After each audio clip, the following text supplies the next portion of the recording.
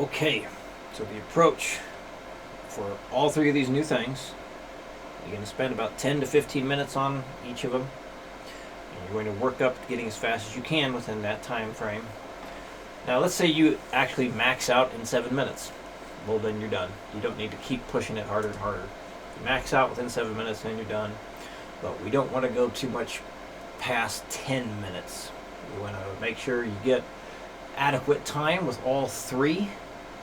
So one suggestion is set a timer for 10 minutes. Once that timer goes off, get one more solid take, move on to the next one. Always end with a good take.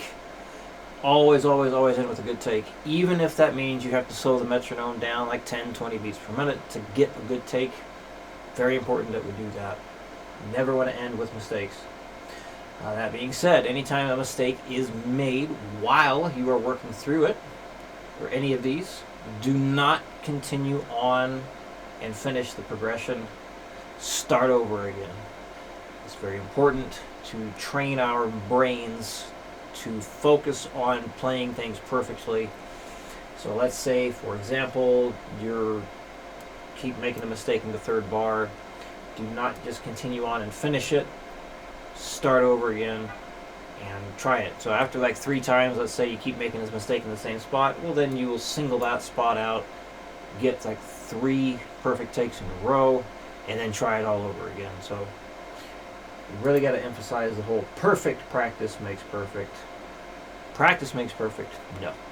Only perfect practice does. So every day, no matter how fast you got the previous day, start at 60, go up in 5s. And good idea, track how fast you get each day, so this way you know what you're trying to beat.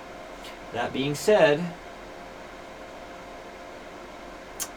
okay, if you get to 240 or beyond, let me know. If you can send a video demonstrating you're playing at 240, that would be great. With that in mind, please do not chase that number. Chase accuracy, not speed. I'm just saying, if you end up doing really well and you get to that point, let me know. But I don't want you to chase that. So, hope that makes sense. So I'm going to demonstrate all 3 of these at some different speeds so you can hear how it's supposed to sound, see what it looks like. Remember to tap your foot with the metronome and say out loud what you play from 60 to 120 beats per minute at least. Even though it's going to start feeling easier throughout the week, still want to do that because when we get to much more difficult things, we want to make sure you have a very solid foundation of that habit. And eventually, the metronome will be clicking so fast your foot can't keep up with it. But just do it as long as you can. And sometimes you can just tap on the first and third beat, but bob your head along with it. You can usually headbang just little nods faster than a full foot tap, but we want something following that metronome. So tap the foot as long as you can. Here we go, 60 beats per minute, number 1. 1, 2, I'm on the wrong setting. 1, 2, 3, 4, 1, 2, and 4, 1, 2, and 4, 1, and 2, and 4, 1, and 2, and 4, done.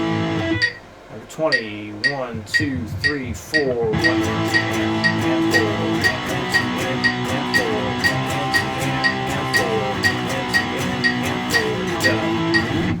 180, 1, 2, 1, 2, 3, 4.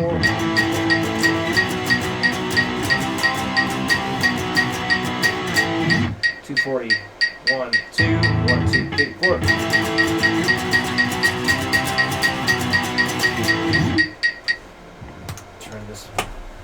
Light up a little bit.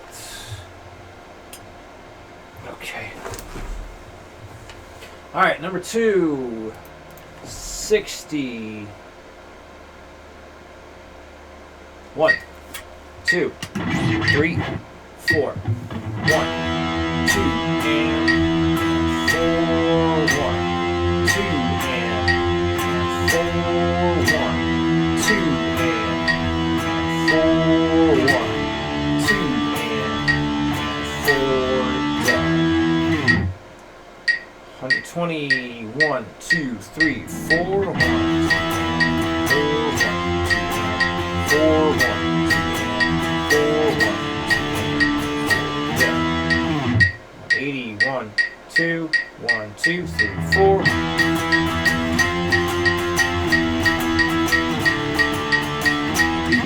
240. 1, 2, 1, 2, 3, 4.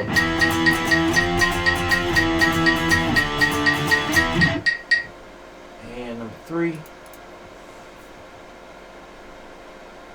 Being careful to not have the G string ring out during your open E5 chord.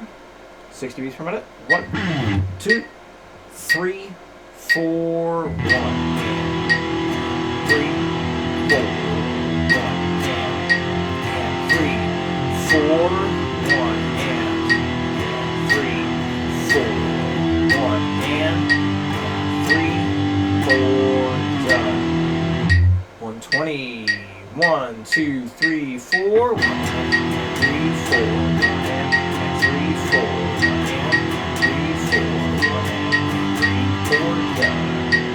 180. 1, 2, 1, 2, 3, 4.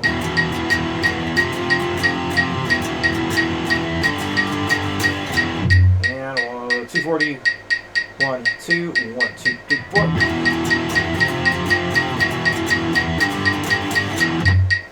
There we go. All right.